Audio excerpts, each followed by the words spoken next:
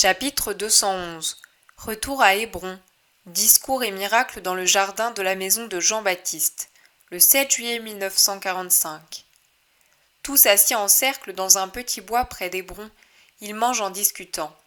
Judas, maintenant qu'il est sûr que Marie ira chez sa mère, est revenu à de meilleures dispositions d'esprit, et il cherche par mille politesses à effacer le souvenir de sa mauvaise humeur auprès de ses compagnons et des femmes.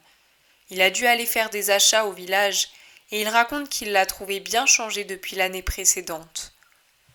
La nouvelle de la prédication et des miracles de Jésus est arrivée jusqu'ici, et les gens ont commencé à réfléchir sur bien des choses.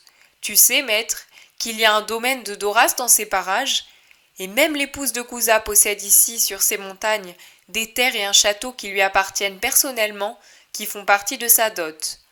On voit que le terrain a été préparé un peu par elle, un peu par les paysans de Doras, car il doit s'en trouver ici quelques-uns d'Esdrelon. Lui, Doras, a ordonné le silence, mais eux, je crois qu'ils ne se tairaient pas, même sous le supplice. La mort du vieux pharisien a frappé les gens de stupeur, sais-tu ? Tout comme l'excellente santé de Jeanne qui est venue ici avant la Pâque. Ah, et puis il y a aussi la Mandaglaé qui t'a rendu service. Sais-tu qu'elle s'est échappée peu après notre passage ici ? Et lui, pour se venger, a agi comme un démon envers plusieurs innocents. C'est ainsi que les gens ont fini par penser à toi comme à un vengeur des opprimés, et ils désirent ta présence. Je parle des meilleurs. Vengeur des opprimés ? Je le suis en effet, mais surnaturellement. Ceux qui m'imaginent avec le sceptre et la hache à la main, en roi et justicier selon l'esprit de la terre, font erreur. Il est certain néanmoins que je suis venu libérer des oppressions, du péché, c'est la plus grave, des maladies, des afflictions, de l'ignorance et de l'égoïsme. Beaucoup apprendront qu'il n'est pas juste d'opprimer sous prétexte que le sort les a placés dans une situation élevée, mais qu'on doit utiliser cette situation pour soulager ceux qui ont un rang inférieur. C'est bien ainsi que Lazare agit, et Jeanne également, mais ils sont 2 contre des centaines, se désole Philippe. Les fleuves ne sont pas aussi larges à leur source qu'à l'estuaire. Quelques gouttes, un filet d'eau, mais après, il y a des fleuves qui ressemblent à des mers à leur embouchure. Le Nil, hein ? Intervient Marie, femme d'Alphée. Ta mère me racontait votre séjour en Égypte. Elle me disait souvent « Une mer, crois-moi, une mer d'un vert bleuté ». C'était un vrai rêve de le voir au maximum de sa crue. Elle me parlait aussi des arbres qui paraissaient surgir de l'eau et puis de tout ce vert qui semblait naître de l'eau quand elle se retirait. Eh bien, je vous le dis, à sa source, le Nil n'est qu'un filet d'eau, puis il devient ce géant. De même, ce qui n'est actuellement qu'un filet de faible grandeur qui se penche avec amour et par amour sur les plus petits, deviendra par la suite une multitude. Jeanne, Lazare, Marthe pour le moment, mais par la suite, combien de personnes ? Jésus semble voir ceux qui seront miséricordieux pour leurs frères, et il sourit, absorbé dans sa vision. Judas confie que le chef de la synagogue voulait venir avec lui, mais qu'il n'a pas osé prendre cette décision de son propre chef. Tu te souviens, Jean, comme il nous a chassés l'an dernier ? Je m'en souviens, mais disons-le au maître. Jésus, interrogé, répond qu'ils vont entrer à Hébron. Si les habitants veulent les voir, ils les appelleront, et eux s'arrêteront. Sinon, ils passeront sans s'arrêter.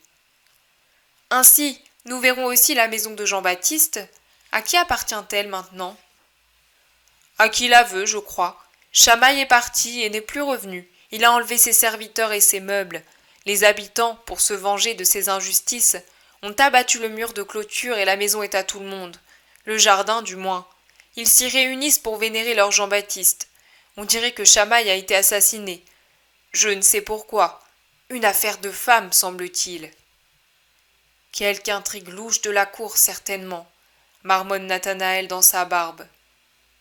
Il se lève et se dirige vers Hébron, vers la maison de Jean-Baptiste. Au moment où ils vont y arriver, voilà un groupe serré d'habitants. Ils s'avancent, un peu indécis, curieux et gênés. Mais Jésus les salue d'un sourire. Ils s'enhardissent, s'ouvrent, et le chef de la synagogue, si impoli l'an passé, sort du groupe. « Paix à toi », salue immédiatement Jésus. nous permets-tu de séjourner dans ta ville? Je suis accompagnée de tous mes disciples préférés et des mères de certains d'entre eux. Maître, mais tu ne gardes pas de rancune contre nous? Contre moi? De la rancune? Je ne sais pas ce que c'est, et je ne vois pas pourquoi je devrais en avoir. L'an passé, je t'ai offensé. Tu as offensé l'inconnu, te croyant en droit de le faire, puis tu as compris et tu as regretté de l'avoir fait. Mais c'est du passé, et comme le regret efface la faute, le présent efface le passé. Maintenant, pour toi, je ne suis plus l'inconnu. Quel sentiment éprouves-tu donc pour moi? Du respect, Seigneur, du désir. Du désir?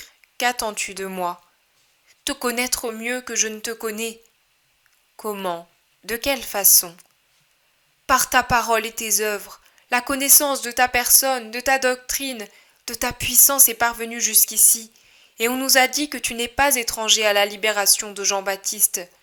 Tu ne le haïssais donc pas, tu n'as pas cherché à supplanter notre Jean.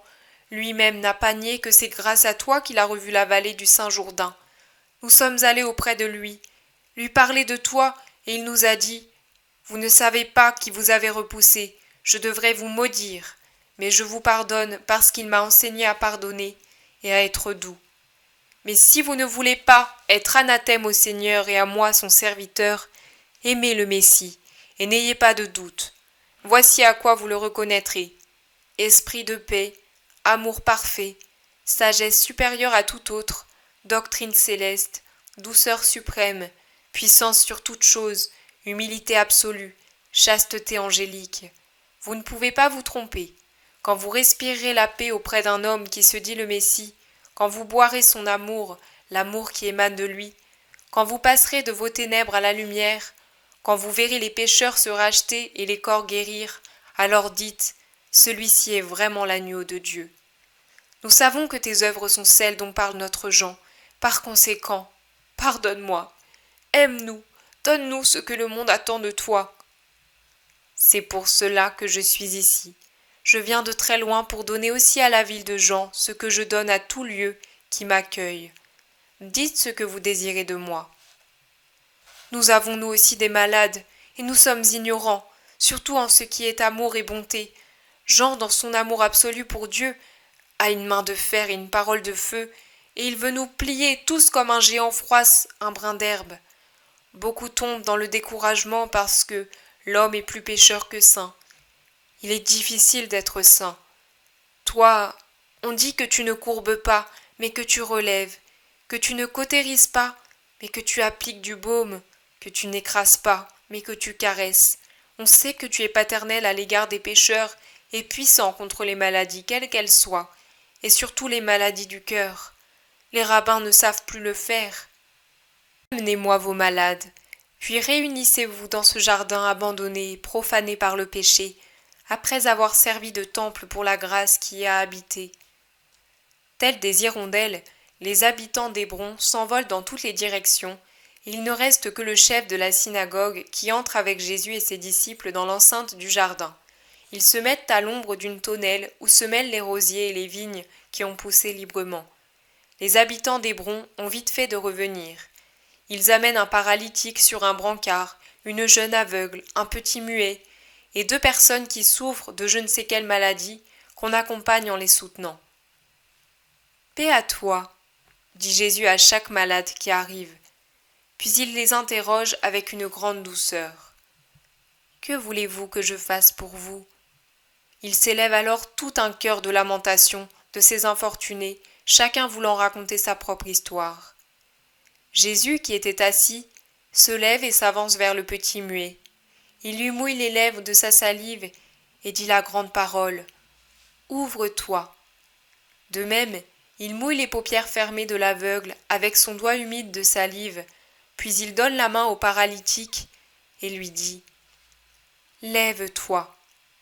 Enfin, il impose les mains aux 2 malades en leur disant « Soyez guéris, au nom du Seigneur ».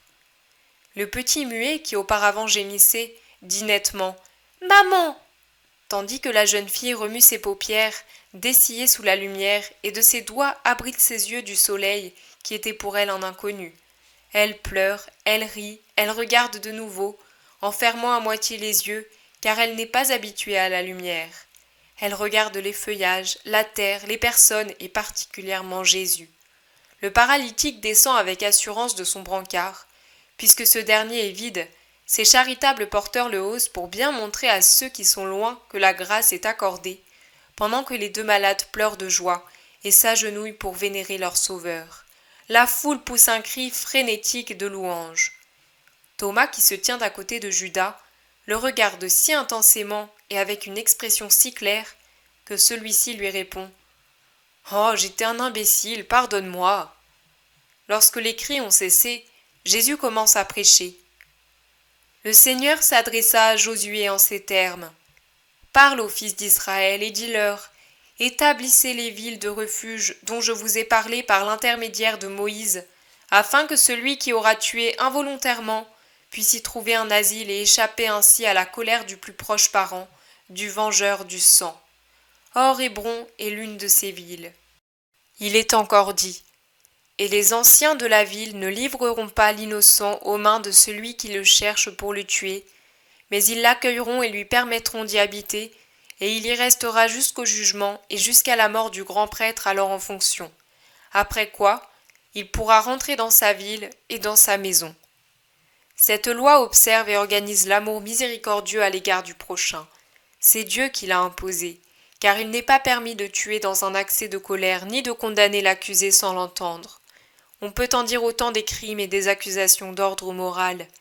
Il n'est pas permis d'accuser sans connaître, ni de juger sans entendre l'accusé.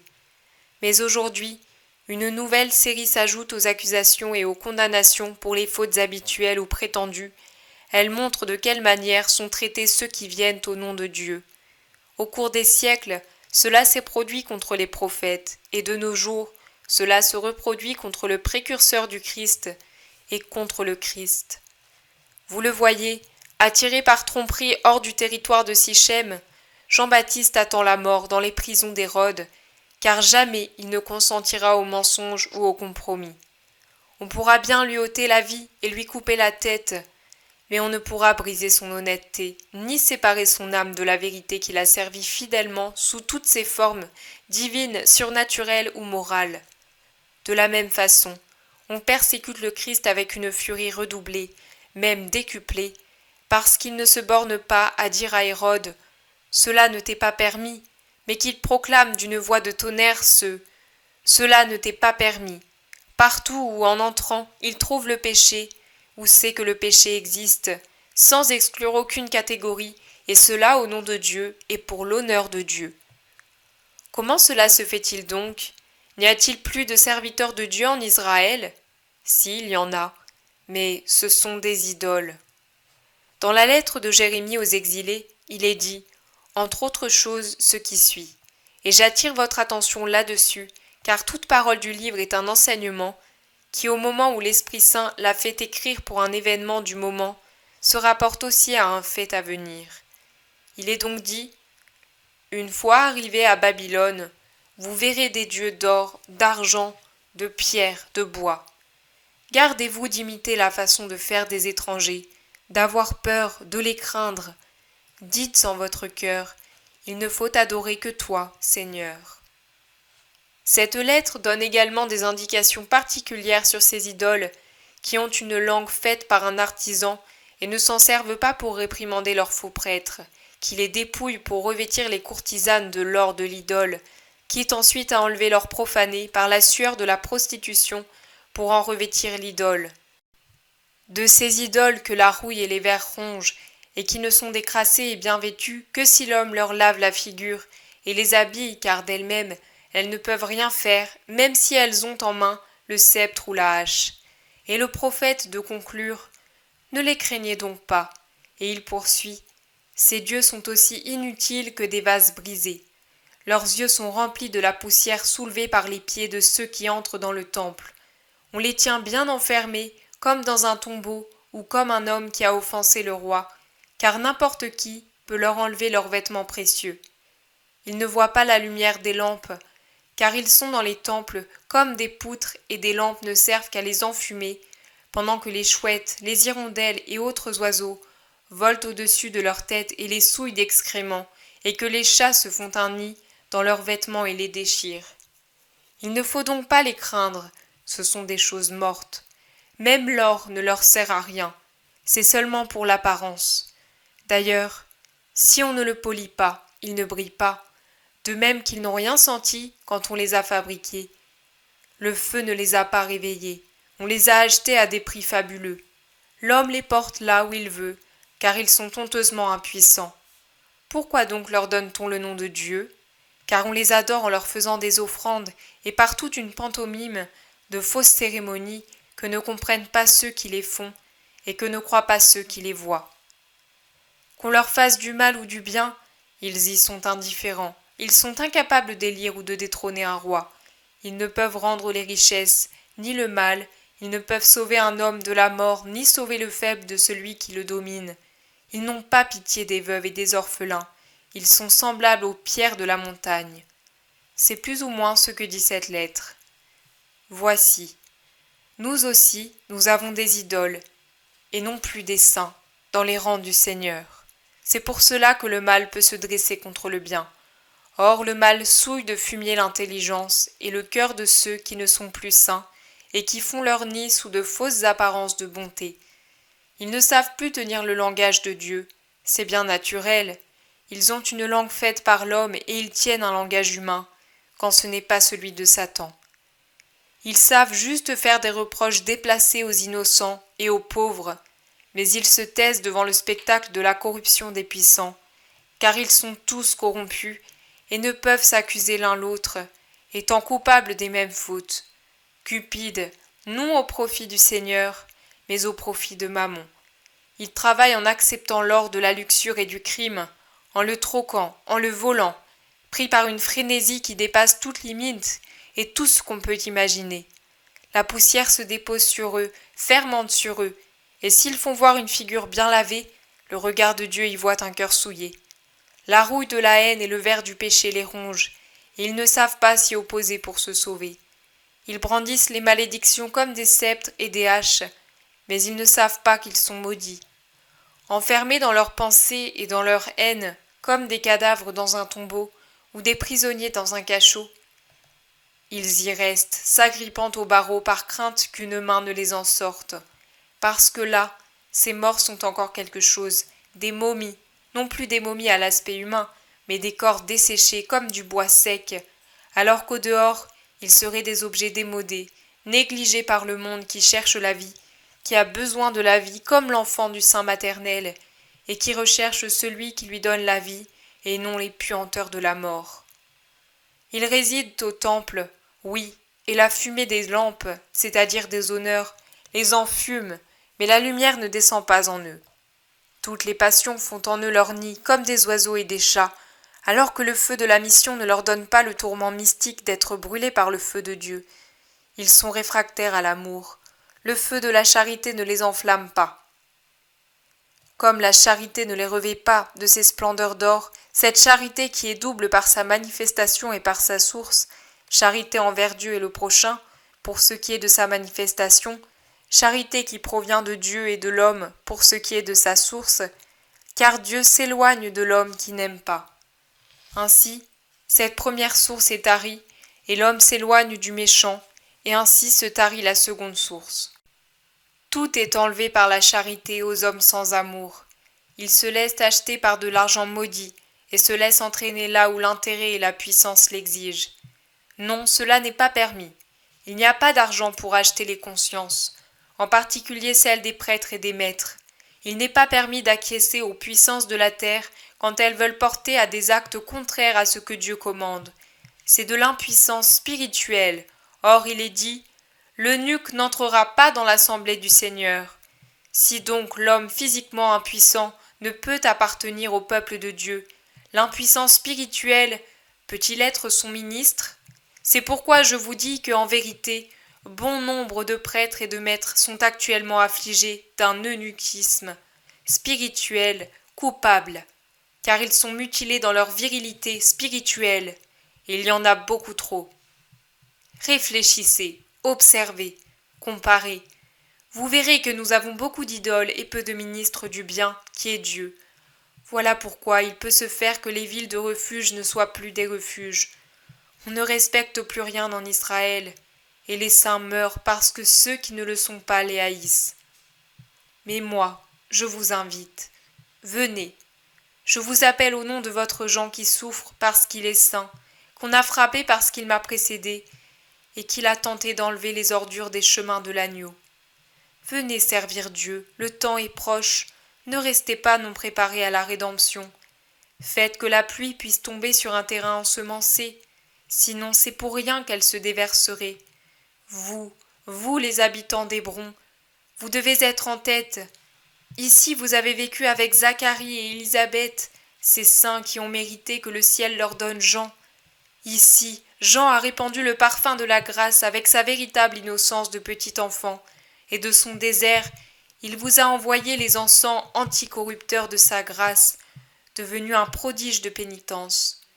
Ne décevez pas votre Jean, il a porté l'amour du prochain à un degré, pour ainsi dire, divin, qui lui fait aimer le dernier habitant du désert autant qu'il vous aime, vous, ses concitoyens.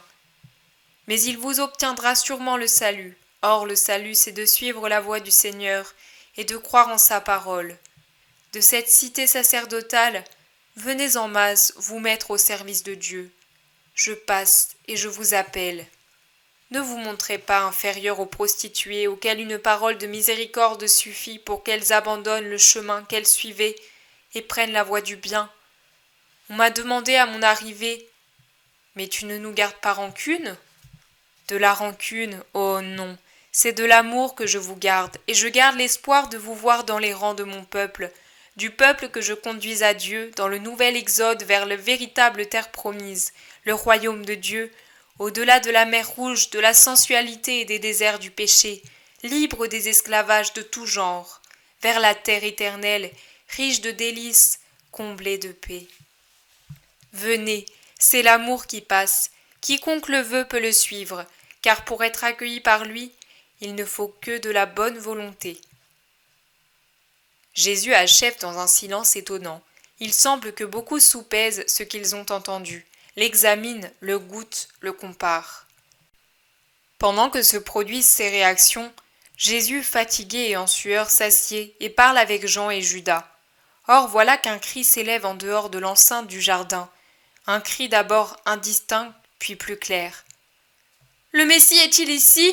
Il est ici ?» Sur une réponse affirmative, on fait avancer un estropié qui ressemble à un S tant il est difforme. « Oh, c'est Massala !»« Mais il est trop recroquevillé, qu'espère-t-il ?»« Voici sa mère, la malheureuse !»« Maître, son mari l'a renvoyé à cause de cet avorton qu'est son fils, et il vit ici de charité, mais elle est vieille maintenant, et il lui reste peu de temps à vivre. » L'avorton, le mot est juste, se tient maintenant devant Jésus. Il ne peut même pas voir son visage tant ce pauvre être est voûté et tordu. On dirait une caricature d'homme chimpanzé ou d'homme chameau. Sa mère, âgée et misérable, ne parle même pas. Elle gémit seulement. « Seigneur, Seigneur, je crois !»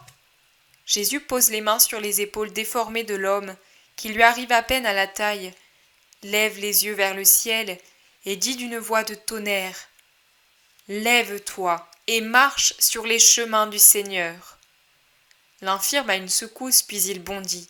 Debout comme l'homme le plus parfait, le changement est si subit qu'il semble s'être débarrassé des ressorts qui le maintenaient dans cette position anormale. Maintenant, il arrive aux épaules de Jésus.